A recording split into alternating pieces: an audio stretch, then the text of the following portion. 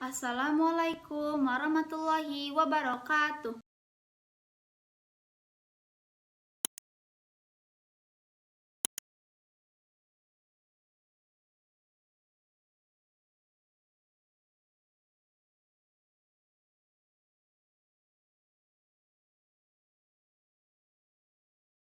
مضى يا واسع الكرم يا رب بالمصطفى بلغ مقاصدنا واغفر لنا ما مضى يا واسع الكرم يا رب بالمصطفى بلغ مقاصدنا واغفر لنا ما مضى يا واسع الكرم. بسم الله الرحمن الرحيم. Assalamualaikum warahmatullahi wabarakatuh. Bismillahirrahmanirrahim. Alhamdulillahirabbil alamin wassalatu wassalamu ala asyrafil anbiya'i wal mursalin wa ala alihi wa sahbihi ajma'in. Rabbi shrah li sadri wa yassir li amri wa hlul 'uqdatam min lisani yafqahu qawli wa ba'du. Hadratul mukarramin, sedang jamaah salat subuh rahimakumullah. Marilah kita mulai pengajian rutin kita di Ahad pagi ini dengan bacaan Ummul Kitab. Seraya kita berdoa kepada Allah Subhanahu wa taala, mudah-mudahan kita senantiasa diberikan dawamus shihah wal afiyah, diberikan ilmu yang bermanfaat, maslahah fid din wa dunya wal akhirah. Dan ngaji kita ini dicatat sebagai bagian dari talabul ilmi yang menjadi kewajiban kita. Dengan pengajian ini mudah-mudahan Allah Subhanahu wa taala menjadikannya sebab turunkan keberkahan, turunkan kemudahan, berikan kesehatan secara paripurna, berikan keluarga kita keluarga yang sakinah mawaddah warahmah, lingkungan kita lingkungan asri damai al-diniyah wa ala kulli niyatin shalihah wa ila hadratin nabil mustafa sallallahu alaihi wasallam syai'ulillahi lahumul fatihah. A'udzu billahi minasyaitonir rajim. Bismillahirrahmanirrahim. Alhamdulillahi rabbil alamin. Ar-Rahmanir Rahim Maliki Yaumiddin. Iyyaka na'budu wa iyyaka nasta'in. Ihdinas siratal mustaqim. Shiratal ladzina an'amta 'alaihim ghairil maghdubi 'alaihim waladdallin. Amin. Kita lanjutkan. Terakhir kemarin kita bab jinayah ya, bab soal fikih pidana. Ya, sebagaimana kita jelaskan di berbagai kesempatan, ngaji fikih itu memang mulai A sampai Z, mulai dari tidur sampai tidur, mulai dari urusan yang sangat pribadi, urusan kehidupan keagamaan yang sangat personal, sampai urusan sosial kemasyarakatan. Jadi ada urusannya bab soal muamalah, hubungan antar sesama, kemudian ada urusannya soal hukum pidana, di mana ada aturan-aturan yang perlu dipegangi, kemudian ada aturan-aturan hukum yang perlu ditegakkan.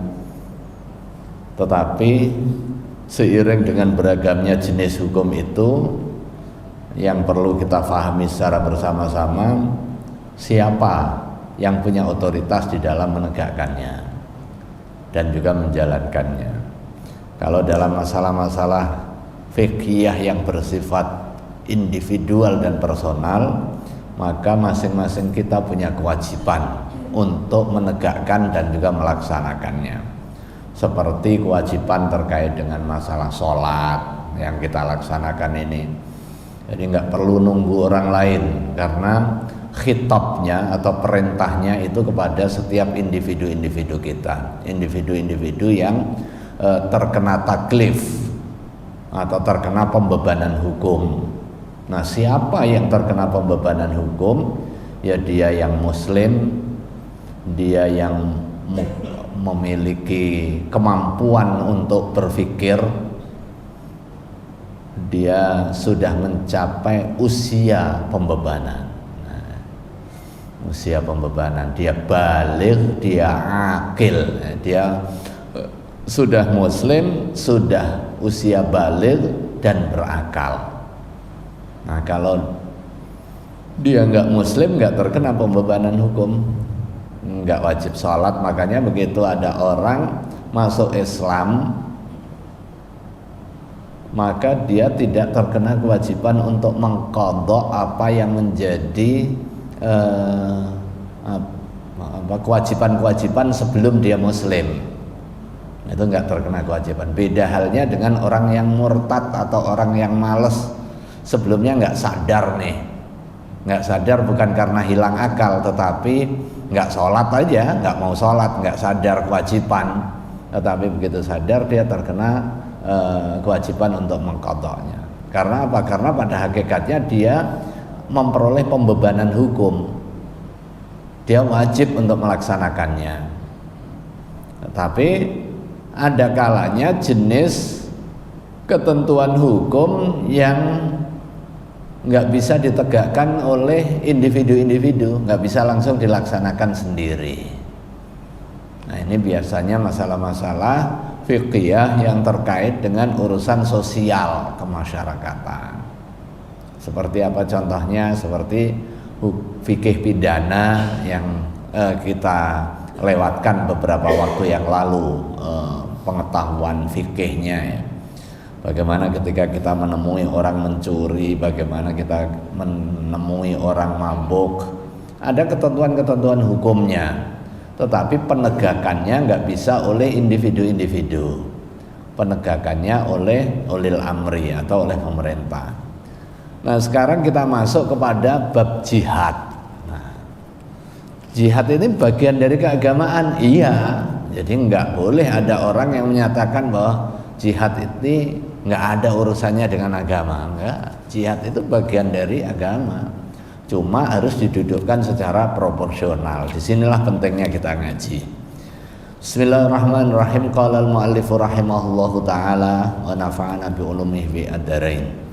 Kitabu al-jihadi, kitab yang mempelajari tentang jihad, bab yang mempelajari tentang jihad. Al-jihadu fardun 'alal kifayati. Nah, muallif menegaskan hukumnya dulu. Al-jihadu, jihad itu fardun 'alal kifayati, hukumnya fardu kifayah.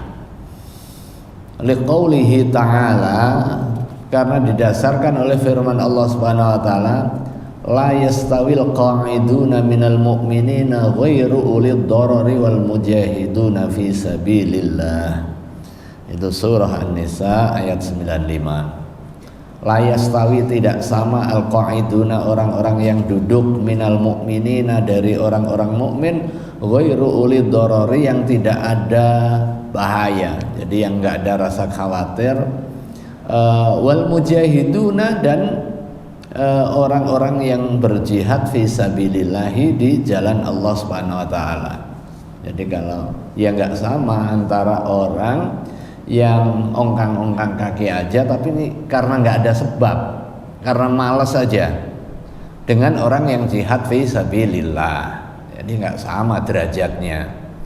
Begitu ada orang yang berjihad, maka gugur pada hakikatnya kewajibannya, tetapi derajatnya nggak sama. Sama dengan pelaksanaan fardu kifayah yang lain. Ya, yang kita kenal sholat janazah, itu kan hukumnya fardu kifayah. Begitu ada seorang muslim sudah mensolatkan, maka yang lain tidak terkena kewajiban. Tapi nggak sama antara orang yang sholat dengan orang yang nggak sholat, antara orang yang nyolatin dengan orang yang nggak nyolatin, ya nggak sama lah kan, gitu kan. Karena dia yang mengampu kewajiban, yang menggugurkan kewajiban orang lain, dan dia melakukan aktivitas membutuhkan effort, pasti nggak sama. Nah, demikian juga di dalam ayat ini ditegaskan nggak sama kedudukannya di mata Allah Subhanahu wa taala antara orang yang duduk-duduk aja tanpa ada sebab yang dibenarkan secara syar'i dengan orang yang jihad fi sabilillah. Tetapi di dalam hadis Rasulullah SAW ketika ditanya ayul a'mali afdal, aktivitas apa yang paling utama, Rasulullah SAW jawabnya juga beragam seiring dengan kondisi orang yang bertanya. Ada kalanya Rasulullah SAW memberikan jawaban atas pertanyaan yang sama, ayyul a'mali afdal, aktivitas apa yang paling utama di sisi Allah Subhanahu wa taala? Dijawab al jihad fi sabilillah. Yang paling utama adalah jihad fi sabilillah. Karena mungkin ini dilihat badannya keker gitu ya. Ini suka berantem. Udahlah, ini yang paling utama jihad fi sabilillah daripada tawuran gitu. Tapi ada juga pada suatu waktu pertanyaan yang sama disampaikan oleh sahabat, kemudian dijawab oleh Rasulullah SAW dengan jawaban yang lain. Ayyul amali afdal birrul walidain. Amal apa yang paling utama? Bukan jihad fisabilillah lagi jawabannya, tetapi jawabannya birrul walidain, berbakti kepada kedua orang tua. Nah, bisa jadi ini anak satu-satunya bertugas merawat ibunya yang sedang sakit, kemudian dia maunya sih pengen nggak merawat, pengennya udah jihad aja lah, ikut lumayan rame-rame, nanti kalau menang ya dapat ghanimah gitu kan. Kemudian kalau kalah ya fisabilillah, udah ini udah ngerawat ibu udah lama ini capek. Nah, dia mikir, oh enggak, amal yang paling utama bagimu ngerawat ibumu. Nah, birrul walidain itu yang paling utama. Ada juga pertanyaan yang sama ditanyakan oleh sahabat yang lain, dijawab lain lagi sama Rasulullah SAW. Ayyul amali afdal. Dia mungkin berharap juga udah birrul walidain aja, ganggang kaki di rumah gitu kan, sambil ngerokok, ngopi, mendampingi orang tua gitu kan. Oh, ternyata ini jawabannya enggak. As-sholatu ala waqtiha. Sholat sesuai dengan waktunya. Ini mungkin ini dilihat nih sholatnya males-males gitu. Ini nonton bola dulu, main gaple dulu gitu kan. Baru udah dekat-dekat asar, baru mau sholat zuhur, dikumpulin gitu.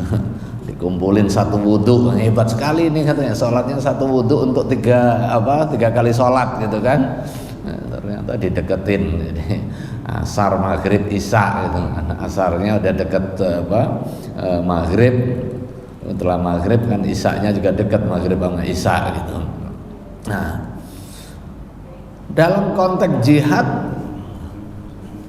kenapa muallif ini menegaskan hukumnya adalah fardu kifayah? Li'annahu law kana fardhu 'ainin la ta'attalatil ma'ayishu. Karena kalau seandainya jihad fisabilillah itu hukumnya fardu ain, kewajiban yang dibebankan kepada setiap individu muslim, la ta'attalatil ma'ayishu, niscaya akan berhenti kehidupan. Nah, ini berhenti kehidupan karena urusan orang beragam, kemampuan orang juga beragam. Ada yang punya ahli perdagangan, ada yang pertanian. Ini nanti yang akan nyuplai juga. Kalau semua berperang, siapa yang nyiapin logistiknya? Siapa yang akan berdagang? Siapa yang akan belajar? Siapa yang akan mikir? Nah, siapa yang ngatur strategi? Siapa yang akan buat pesawat terbang? Nah, itu. Lau kana fardhu ainin la ta'attalatil ma'ayishu, niscaya berhenti kehidupan dan sumber kehidupan, wal mazru'ati, dan tanam-tanaman, aktivitas pertanian, wa kharabatil biladu, dan niscaya negara nggak akan tegak.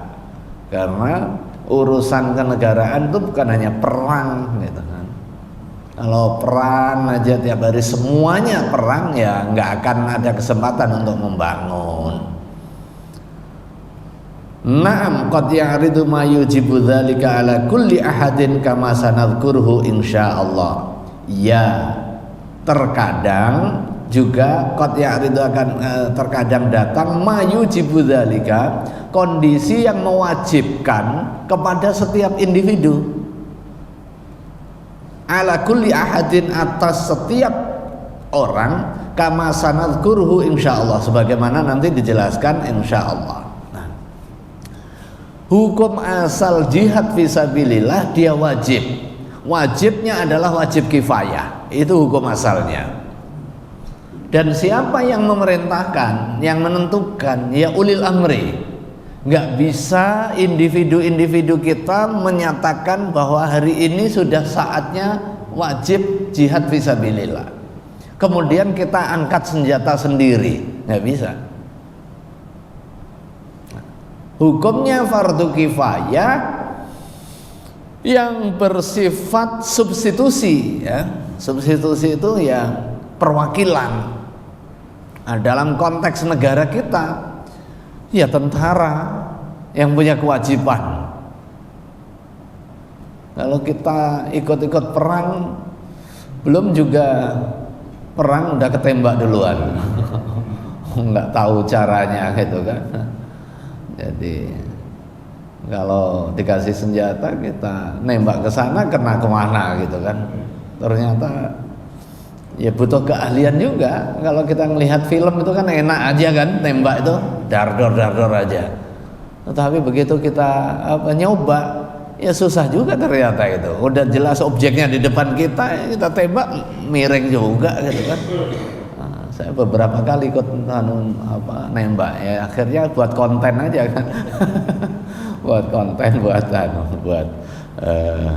senang-senang aja. Saya udah pernah 2 atau 3 kali itu. Yang pertama di Marinir situ. Marinir keren juga itu kan. Dapat sertifikat lagi kan, sertifikat menembak. Tapi ya susah gitu. Manual harus pakai proses presisi. Begitu berikutnya ada infrarednya. Nah ini mah gampang juga ternyata, nggak usah pakai begini-begini, tinggal posisi di mana dotnya itu, ya udah langsung aja, karena nggak usah pakai ngintip mata begitu. Ternyata ya semakin canggih juga teknologi tembak menembak. Itu baru yang manual, belum lagi pakai drone, belum lagi pakai AI. Jadi nggak perlu orang lagi, tinggal ngarahin aja. Awalnya ngarahin pakai remote, sekarang udah nggak pakai lagi, pakai tombol-tombol nih, titik koordinatnya di sini, udah presisi. Jadi nggak ada kekhawatiran lagi untuk salah posisi, karena memang targetnya itu sudah dikontrol dengan sangat presisi, seperti kita pergi pakai GPS gitu kan, udah pakai GPS tuh. Kan dulu nggak kebayang gitu kan. Nah, pertama kali ada GPS, ada Google Map yang sekarang kita kenal nih, tahun 2000 berapa sih itu? 2008 2009 saya ke Australia, ke New Zealand, orang pakai map. Saya berpikir ini kalau diterapin di Indonesia, apalagi di Jakarta ini, mesti mapnya tersesat karena banyak jalan tikusnya gitu kan. Ini pasti mapnya yang tersesat ini.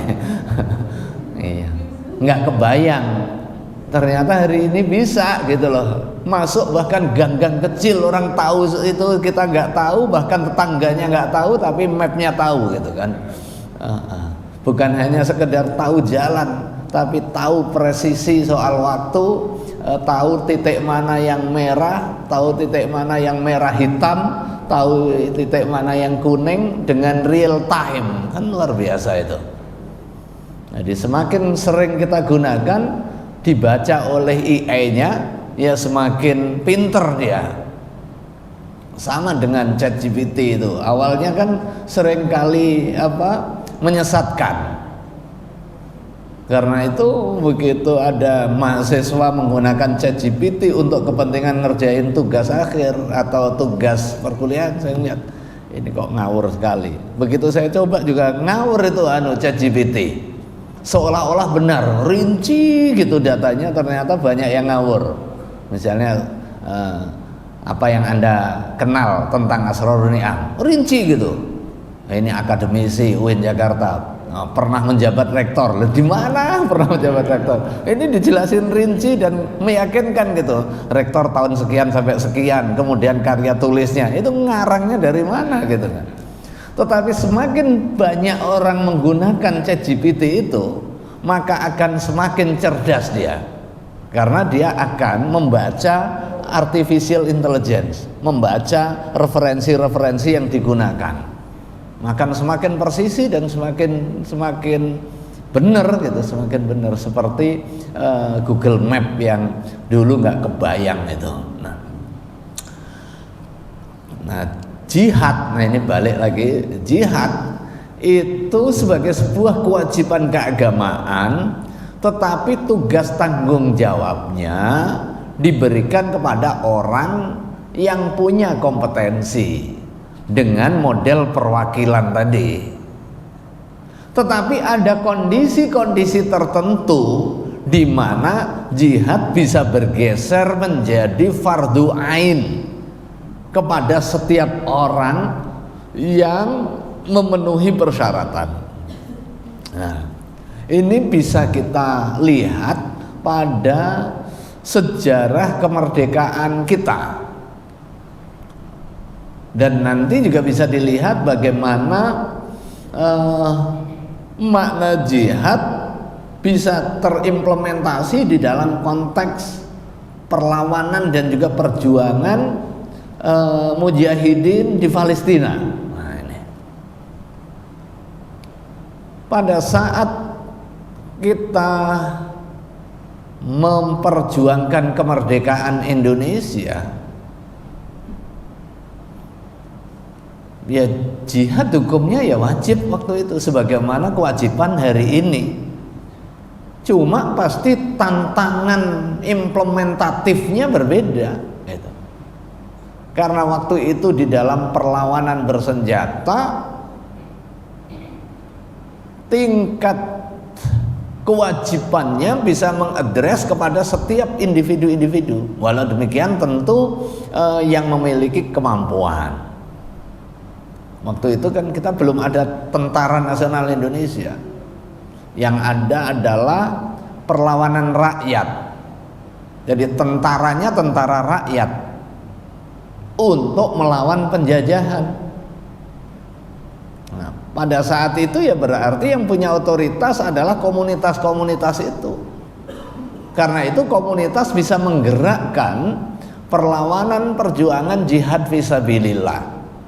Tetapi pada saat perlawanan rakyat itu yang dikenai kewajiban secara langsung adalah yang terlatih gitu.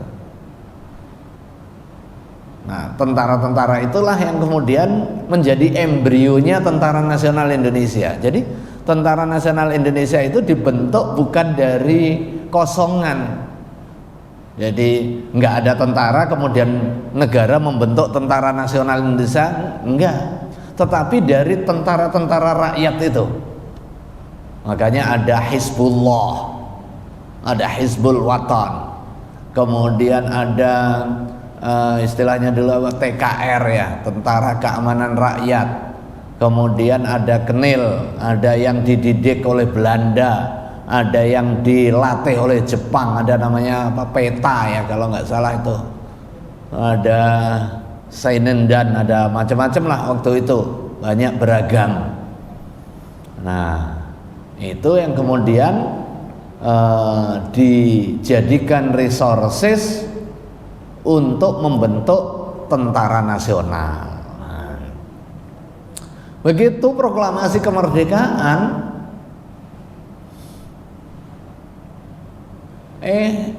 tentara masuk lagi, tentara sekutu untuk menguasai kembali negara Indonesia. Nah, masuklah di beberapa daerah, salah satunya di wilayah Surabaya. Begitu diketahui oleh para kiai, ya akhirnya berkumpul, muncullah fatwa terkait dengan kewajiban jihad fisabilillah. Kepada siapa? Ya kepada orang yang mampu tentunya ya. Kepada orang yang mampu disebutkan kepada setiap orang yang mukallaf, laki-laki yang memiliki kemampuan, yang berada di dalam radius jarak qasar salat atau masafatul qasri. Jarak qasar salat itu berapa jauh ya? Kurang lebih 90 kilo atau 100 kilo lah, dibulatin gitu. Dari mana? Dari titik pendudukan sekutu, yaitu di kota Surabaya. Nah, kalau Surabaya tarik garis ke barat itu sampai Jombang gitu kan, sampai Kertosono, Jombang, Mojokerto. Tarik garis ke timur itu sampai Bangkalan sana. Kemudian geser sedikit sampai Sidoarjo, ke selatannya sampai Pasuruan, bahkan mungkin sampai Malang, kemudian geser ke utaranya Gresik, Lamongan. Itu terkena khitab ini, barang siapa yang masuk kategori dia muslim laki-laki mukallaf yang berada di dalam radius jarak masafatul qasri, maka hukumnya wajib ain untuk jihad fisabilillah, mengangkat senjata. Nah, ini hukumnya wajib ain. Nah, baru ditindaklanjuti dengan resolusi jihad, meminta kepada pemerintah untuk menyerukan kewajiban jihad itu.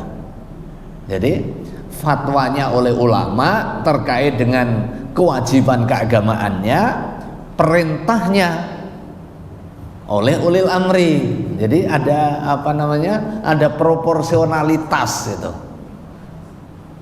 Spirit keagamaannya oleh kiai, oleh para ulama yang berkumpul setelah melihat kondisi faktual bahwa ini sudah kita merdeka, tapi ada penjajah yang mau mengambil kembali kemerdekaan itu, maka harus dilawan. Kewajiban mengangkat senjata itu hukumnya fardu ain bagi setiap orang yang memenuhi syarat. Jadi enggak dalam pengertian fardu ain kepada siapa saja, tetapi kepada orang-orang tertentu. Begitu orang tertentu ini dia hukumnya fardu ain. Setelah ditetapkan hukum, kemudian ada rekomendasi kepada ulil amri, tolong ini sudah kondisi darurat. Itulah yang namanya resolusi jihad yang mulai tahun 2015 itu diperingati menjadi Hari Santri tanggal 22 Oktober. Nah, 22 Oktober itulah yang menjadi tanggal bersejarah di dalam penetapan fatwa mengenai kewajiban jihad fisabilillah, dengan dilanjutkan dengan adanya resolusi jihad. 22 Oktober 1945 ditetapkan fatwanya dan kemudian dilanjutkan dengan resolusi jihad. Kemudian tersosialisasi, kemudian proses konsolidasi, hingga kemudian terjadilah perlawanan rakyat, pekikan iskariman aumut syahidan, merdeka atau mati, itu menggema di seluruh area yang berada di dalam jarak terdekat dengan Surabaya, menggetarkan musuh. Akhirnya terjadilah peristiwa 10 November. Jadi enggak butuh waktu lama, enggak lebih dari 3 minggu setelah fatwa jihad dikobarkan, muncul gerakan perlawanan rakyat dengan kesadaran keagamaan dipimpin oleh Bung Tomo yang dikenal perlawanan arek-arek Surabaya yang kemudian diperingati menjadi hari pahlawan. Gugur banyak syuhada, tetapi dengan spirit keagamaan mampu memaksa sekutu untuk berunding. Bahkan salah satu pimpinan sekutu yang jenderal itu mati, berarti kan menang itu, berhasil membunuh pimpinan sekutu Jenderal Malabi, ya kan? Jenderal Malabi meninggal dalam perlawanan arek-arek Surabaya 10 November, dan itu diperingati sebagai Hari Pahlawan, ya. 22 Oktober ke 10 November itu kan nggak lama, berarti kan 3 minggu, nggak nyampe 3 minggu bahkan tuh, nggak nyampe 3 minggu, 18 hari. 18 hari, luar biasa itu spirit dan juga etos keagamaan di dalam mempertahankan kemerdekaan Republik Indonesia, khususnya di Surabaya dan sekitarnya. Nah,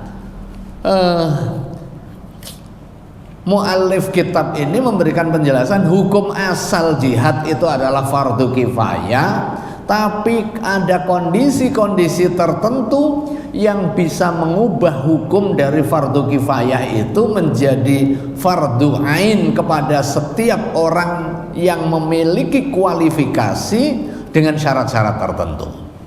Fa idza qama bil jihadi, apabila ada hendak melakukan jihad, man fihi kifayatun, orang yang punya kompetensi, sakoto al fardu, maka gugur kewajiban anil baqina, atas yang lainnya.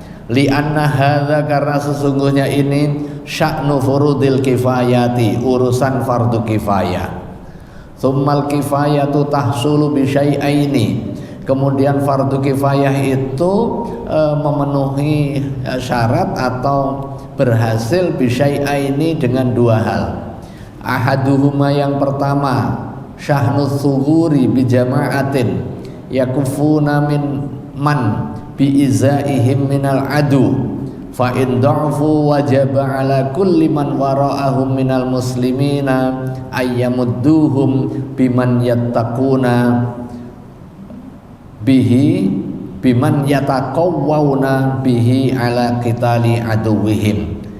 Yang pertama, ada kekuatan dengan adanya satu kelompok, jadi kelompok tentara khusus, yakufuna, yang mampu menahan man bi'izaihim minal adu, mampu menahan ancaman musuh.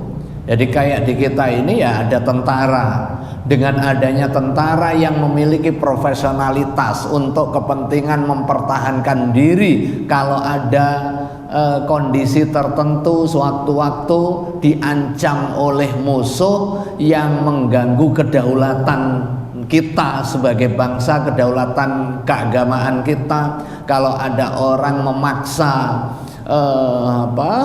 merebut kekuasaan, memaksa untuk mengubah ideologi keagamaan misalnya, ini ada komunitas yang menjaga itu, maka hukumnya sudah fardu kifayah. Fa in dha'fu, tapi jika dia lemah, wajaba ala kulli man wara'ahum minal muslimin, maka wajib bagi setiap orang muslim yang memiliki kemampuan ayyamudduhum, untuk memberikan tambahan, biman, dengan orang, yataqawwauna, yang dapat menguatkan, bihi, dengan man tadi, ala qitali aduwihim, untuk memerangi musuh-musuh. Jadi kondisi normal ya tentara, tetapi kalau tentara ini sudah kewalahan, maka muncul kewajiban berikutnya, lapis berikutnya, harus punya kewajiban untuk membantu. Nah, kalau di dalam sistem pertahanan kita itu kan ada sishankam rata dulu kan, nggak tahu sekarang masih ada apa enggak itu kan. Sistem pertahanan apa singkatannya itu? Rakyat semesta ya. Pada hakikatnya setiap individu-individu kita juga punya kewajiban. Tapi kewajibannya bisa disubstitusi dengan dijalankan oleh orang-orang yang punya kompetensi khusus. Begitu sudah ada, maka kewajiban kita gugur. Tetapi kalau ada kondisi-kondisi tertentu, ini tentara sudah terdesak, maka kewajiban kita mensuplai. Kalau kita punya ketepel misalnya gitu kan, kalau butuh logistik, kita punya kewajiban untuk menyuplai logistiknya. Kita punya komunitas silat misalnya dengan tenaga dalam, sudah mulai kewajiban. Nah itulah sistem stelsel dalam konteks pertahanan, yang kemudian kalau dalam konteks pertahanan kita dikenal sebagai pertahanan semesta. Ini mirip dengan konsep kewajiban jihad fisabilillah di dalam Islam. Jadi tahap yang pertama ya diserahkan kepada orang yang punya kompetensi. Begitu sudah ada, maka gugur kewajiban kita. Tetapi ketika ada kondisi tertentu, nih tentara sudah perang, kemudian dia terdesak, lemah, wa indhafu wajaba ala kulli man wara'ahum, maka wajib setiap orang yang berada di belakangnya. Berada di belakangnya ini ya nanti kita kan lapisan paling belakang nih kan. Kalau udah terdesak terus ya kita perlu juga maju, bukan malah tarik mundur gitu kan. Maju untuk memperkokoh. Ya, kalau itu kan kemudian jadi barisan rakyat. Nah, kalau di dalam hukum perang itu kan hukum humaniter, nggak boleh kan nyerang masyarakat, nggak boleh nyerang anak-anak, nggak boleh nyerang wanita, nggak boleh nyerang orang tua, nggak boleh nyerang sipil. Itu aslinya begitu kan. Nah, cuma begitu kita lihat di Palestina, tentu kita miris. Itu bukan perang, tetapi itu adalah genosida. Itu ethnic cleansing gitu kan, pembersihan etnis,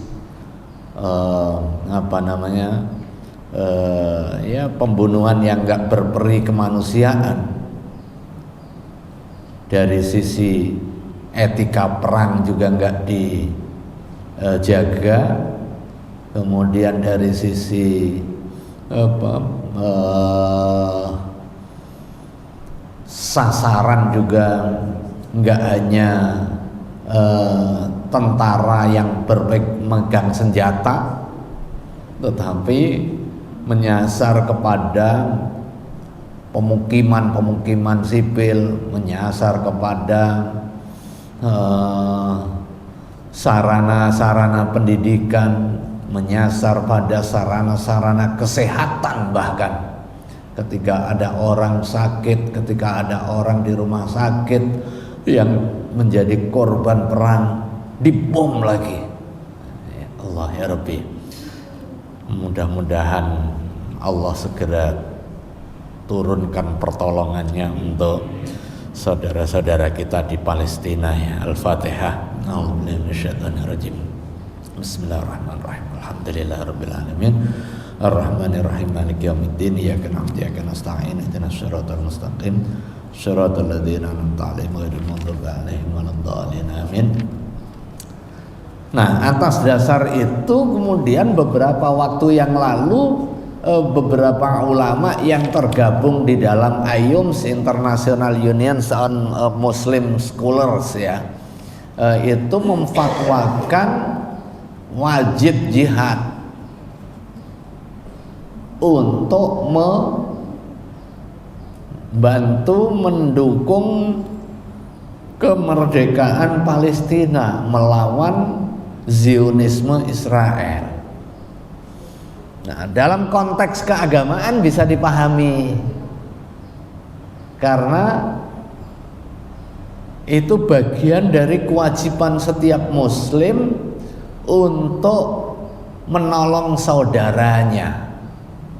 Ketika ada masalah terkait dengan kedaulatannya, ketika ada masalah terkait dengan ancaman jiwanya, ketika ada masalah terkait dengan pengusiran dari tanah airnya, maka kita wajib memberikan solidaritas. Nah, fatwa itu bersifat kontekstual kan, yang bersifat empirik. Kalau di Indonesia tiba-tiba diserukan fatwa jihad di sini misalnya, wajib melawan siapa kan gitu kan. Jadi ada darul harbi, ada darus sulhi wal amni. Ada negeri yang memang negeri perang, berlakulah hukum perang dia. Ada negeri yang damai. Nah, kalau negeri yang damai ya nggak berlaku hukum perang. Kalau hukum perang itu ya nembak orang yang mau menembak kita ya itu sah secara hukum internasional dan sah secara hukum agama. Sah emang dalam kondisi perang.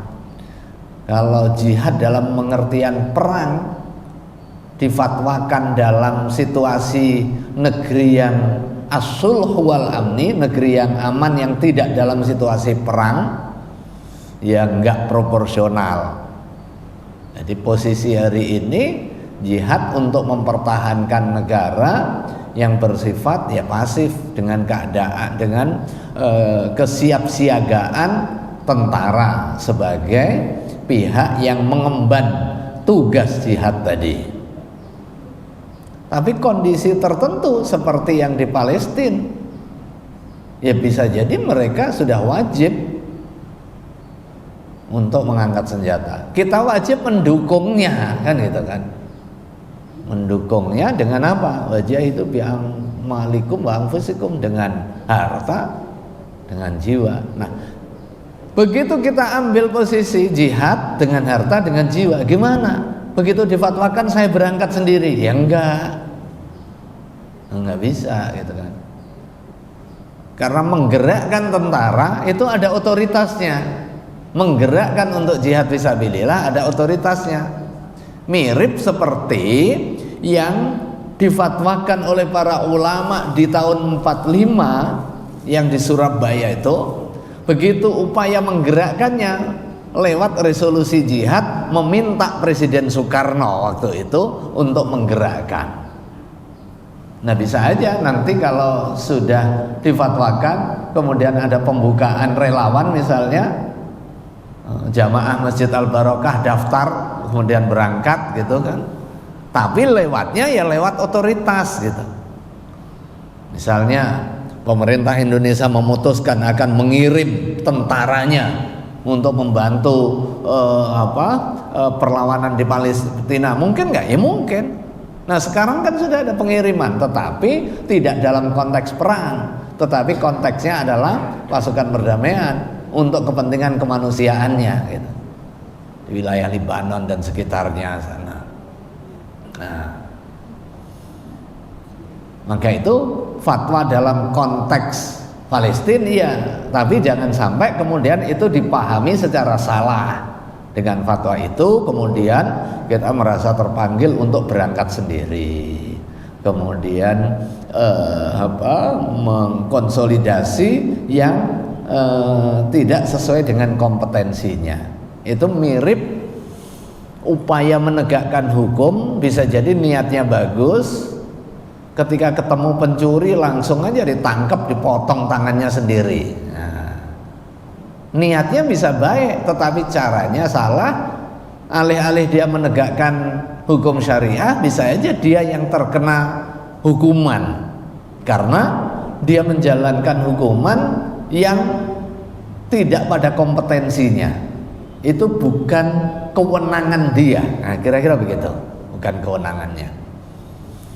Karena itu fatwa yang ditetapkan oleh International Union atau Islamic Union of Muslim Scholar, IUMS, nah itu bisa dipahami dalam konteks ruang dan waktu di Palestina. dan kita bisa berpartisipasi dan berkontribusi sesuai dengan kompetensi kita. Jangan sampai kemudian karena salah memahami kemudian bisa jadi masalah. Pengennya menyelesaikan masalah malah jadi masalah. Pengennya menyelesaikan urusan malah jadi urusan. Nah ini kan ada juga orang ketika ada bencana misalnya kan, di Cianjur beberapa waktu yang lalu, kita pengen jadi relawannya, daftar relawan, datang ke sana, sementara kita belum mengenalin medannya, nggak punya keahlian di dalam recovery, dalam membantu kondisi darurat,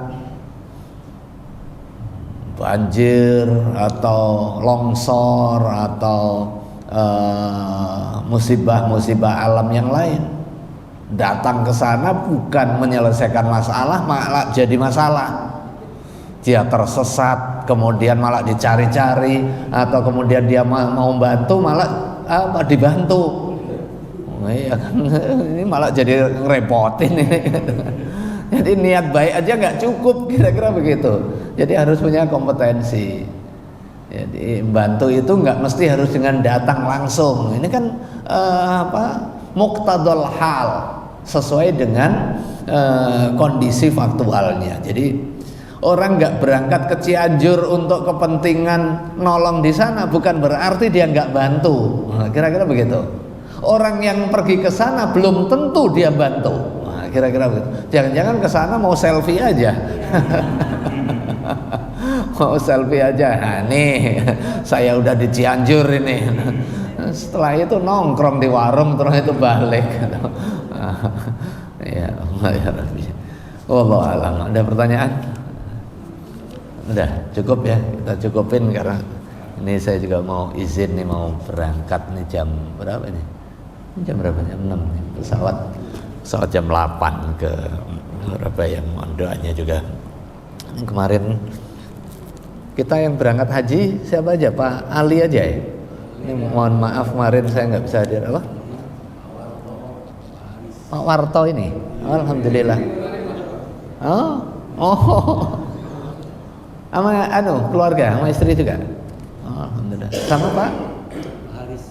Pak Haris itu yang RT 5. Oh, iya. Ya mudah-mudahan diberikan kelancaran semuanya. Ini mulai awal hingga akhir niatnya diluruskan, kemudian langkahnya diringankan mulai dari awal hingga akhir. Emang dari awal harus niatnya yang kuat, karena haji itu adalah panggilan ilahi. Wa adzin fin nasi bil haji, dan serukan, perintahnya serukan kepada manusia untuk haji. Niscaya mereka akan berbondong-bondong min kulli fajjin amiq, dari berbagai penjuru. Dan ya zahirnya kita diwajibkan dengan syarat istita'ah. Pengertian istita'ah itu dijelaskan ada kemampuan fisik, ada kemampuan finansial, ada kemampuan jalannya. Kalau sudah panggilan, hal yang mungkin secara rasional ini susah tapi tetap terjadi, dan banyak contohnya yang kelihatannya secara ekonomi nggak mampu dia, tetapi kalau sudah dipanggil oleh Allah Subhanahu wa Ta'ala untuk berangkat, ada aja jalannya, karena itu adalah panggilan. Sebaliknya, orang yang memiliki kecukupan harta tapi kalau belum dipanggil belum berangkat, nah, itu ada aja jalannya. Orang yang seger buger bahkan pada saat sudah berangkat ada aja jalannya kalau Allah nggak kehendaki. Saya ceritakan 2 kasus faktual yang saya menyaksikan langsung. Saya menyaksikan langsung, bukan cerita-cerita ini. Yang pertama yang dari Jeddah. Kalau yang dari Jeddah ini riwayatnya dari kakak saya, karena kakak saya ketua kloter. Tapi waktunya sama di tahun 2002 kalau nggak salah. Pada saat turun di bandara Jeddah, nggak mau masuk Mekah. Kalau ini taghayyurul akli lah, berubah udah mulai nggak sehat gitu, udah marah-marah, udah macam-macam, terus minta pulang. Nah yang kedua yang saya alami langsung, saya saksikan langsung itu di Madinah. Jadi ini gelombang ke pertama berarti kan, begitu datang dari Indonesia, gelombang pertama itu kan ke Madinah dulu, ya kan, baru gelombang kedua langsung ke Mekah. Ini gelombang pertama kloter dari Semarang, nyampe Madinah kan arba'in tuh, 8 hari kali 5, 40 sholat. Jelang berangkat ke Mekah nggak mau dia, nggak mau, dan dalam kondisi sadar nggak mau berangkat ke Mekah, minta pulang. Dirayu tetap kekeh dalam kondisi sadar, sampai kemudian diminta nanti kalau pulang bayar sendiri. Siap, orangnya juga berada gitu kan. Setelah itu ya nanti gimana, udah bikin surat pernyataan, nggak akan menuntut, tanda tangan surat pernyataan, dan akhirnya pulang. Jadi itu haji itu panggilan. Maka itu kita semuanya ya perlu kuatkan niat aja. Yang penting ada niatnya dulu, yang penting ada niatnya. Niat dan setelah itu usaha. Kalau niat setelah itu nyetor. Nabung lah, setidaknya ada tabungan haji. Persoalan 5 juta, 2 juta, 3 juta, niatnya udah kekeh gitu kan, udah ada niatnya kita. Sama dengan kita belajar seperti ini kan, wajibnya bukan dapat ilmunya, tapi wajibnya adalah belajarnya. Sama dengan pada saat kita mencari nafkah, wajibnya itu bukan dapat uangnya, tapi wajibnya adalah usahanya, bergeraknya. Sama dengan kewajiban haji, ini kan wajib haji setiap kita bagi yang mampu. Nah untuk menuju mampu itu minimal ada niat dulu, kemudian ada usahanya. Nah setelah itu ada kuasa Allah Subhanahu Wa Taala. Seperti yang saya ceritakan tadi kan, banyak juga ada teman-teman yang sekarang berangkat di MUI itu, tukang sapu berangkat, kemudian OB yang bagian nyajiin, nggak kebayang sama sekali, bagian nyajiin minuman pas rapat, ini berangkat. Dan berangkatnya ada tambahan tiba-tiba, jadi memang nggak direncanakan juga. Nah, tiba-tiba ada staf saya kemarin tiba-tiba nyamperin saya Melowo, kemudian saat berangkat saya juga nggak tahu kalau dia mau berangkat, tiba-tiba aja, memang tiba-tiba aja. Ya itu memang panggilan. Ya begitu. Mudah-mudahan diberikan kelancaran semuanya ya, khususnya kepada hujjat dan mu'tamirin yang akan berangkat. Mudah-mudahan Allah Subhanahu Wa Taala berikan kelancaran, berikan kemudahan, berangkat sehat, kemudian sampai sana selamat, kemudian diberikan kemampuan untuk menjalankan seluruh rangkaian manasikul ibadahnya, baik yang rukun, yang wajib, yang sunnah, semuanya bisa dapat dilaksanakan dengan sempurna, kemudian kembali lagi dengan kondisi sehat dan barokah. Kemudian kita semuanya juga diberikan kesempatan untuk bisa ziaratul haramain, haji dan umroh karrotin ba'da marrot. Yang sudah pergi ya pergi lagi, yang belum pergi mudah-mudahan Allah berikan kemudahan untuk kita semuanya bisa menunaikan kewajibannya. Al-Fatihah. A'udzubillahi minasyaitonirrajim. Bismillahirrahmanirrahim. Alhamdulillahirabbil alamin arrahmanirrahim maliki yaumiddin. Iyyaka na'budu wa iyyaka nasta'in ihdinas siratal mustaqim siratal ladzina an'amta 'alaihim ghairil maghdubi 'alaihim waladdallin. Amin. Ya, mudah-mudahan kalau ada jalannya, kalau ada kemudahannya, saya juga mudah-mudahan bisa menyusul, cuma belum tahu. Udah ada tanda-tandanya tapi ya mudah-mudahan lah semuanya yang terbaik. Astaghfirullahaladzim, astaghfirullahaladzim, astaghfirullahaladzim. Allahumma shalli ala sayyidina Muhammad wa ala sayyidina Muhammad.